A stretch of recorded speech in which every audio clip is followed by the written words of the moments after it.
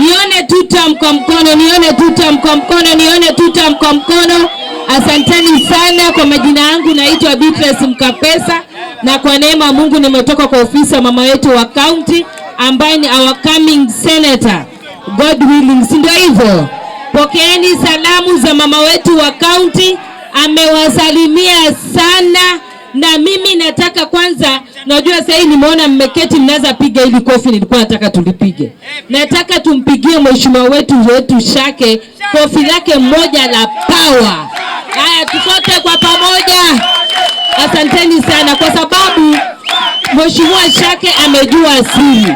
Ukiwa nje, asanteni. Ukiwa nje na ukiwa bedroom mambo ni tofauti, si ndio hivyo? Mheshimiwa Shake amejua umuhimu wa kuleta faida ya hapa katika Mwatate sub county, na ameamua kujiunga pamoja na serikali. Wakati tulikuwa tunakuja tunatembea, mheshimiwa Aika pekeke ndio alikuwa anatembea akiwa na kwa serikali. Lakini sasa hii nimefurahi na nimependezwa, manake viongozi wetu wote wataita Taveta wameamua tunapiga nini? Tutam, si ndio hivyo?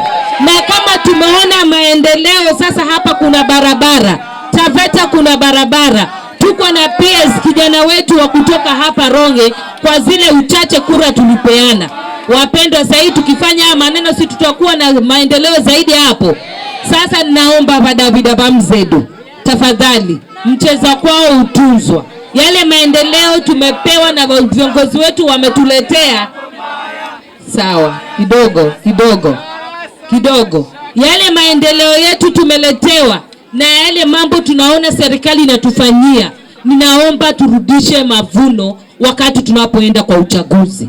Tafadhalini, kwa sababu mheshimiwa rais ametufanyia maendeleo. Ametupatia viongozi wako makazini, tuko na madirector, tuko na maambassador. Sasa kwa sababu saizi tuko na huo uchache kwa sababu yale mambo tulifanya. Na saizi viongozi wataita wameamua kuungana, na ndio wao pia tumeamua kukua katika serikali. So naomba wa viongozi wataita hata Vindo Vareda Skokoni. Vindo Vareda ni chini yangu deka kwa serikali. Na vachuru la kumanya yangu mheshimiwa Shake waingia serikali Skokoni. Sasa tukiendelea kukua kwa serikali, si tutaendelea kukula na kushiba zaidi.